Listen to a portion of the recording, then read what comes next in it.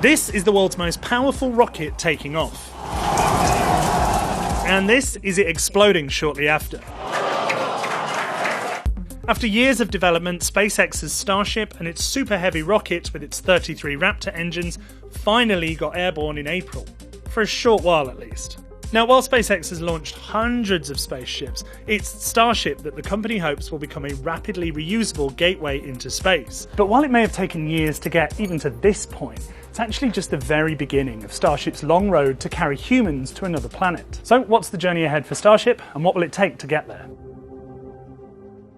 SpaceX say the idea behind Starship and the Super Heavy is to be the first fully reusable space transportation system, where both the spaceship and the rocket powering it can be used over and over again. One of the most prominent missions for Starship will be to carry astronauts from a spacecraft orbiting the moon down to the lunar surface and back, as part of NASA's Artemis III moon landing missions. I caught up with WSJ's space reporter Micah Maidenberg. NASA awarded a nearly $3 billion contract for the Artemis III moon landing. That's currently scheduled for, sometime in 2025. 2025 is coming up pretty quickly. For SpaceX, it's a very high profile and intense objective that they have to reach. SpaceX is also planning on using Starship to carry cargo into space, whether that be the company's Starlink satellites or fuel for other Starships.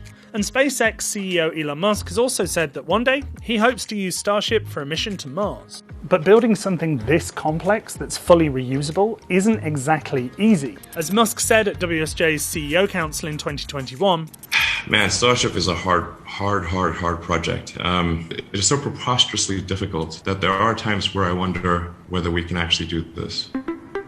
So what did we learn from the launch? Well, while there have been some tests of Starship before, this is the first time it's been powered by the massive Super Heavy rocket system. And the company wasn't exactly sure how successful the launch would be. If we lift off and clear the pad, we're calling that a win.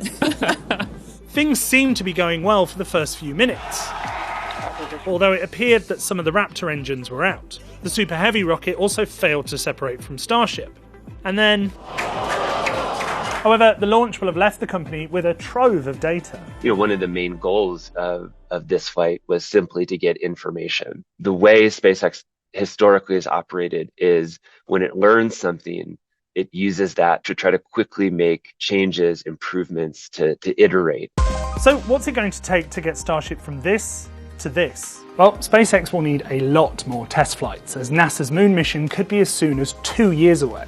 Gwen Shotwell, the company's longtime president, said a couple months ago at a conference, she wants to fly a lot of flights with Starship, starting with the company's own Starlink satellites, because they need to figure out what this vehicle, what this machine can do. One thing that's almost certain is that NASA will be watching those flight tests closely. The agency has said they're not going to use Starship to carry humans until there have been successful tests, and that SpaceX will conduct an uncrewed demonstration to the moon prior to the Artemis missions.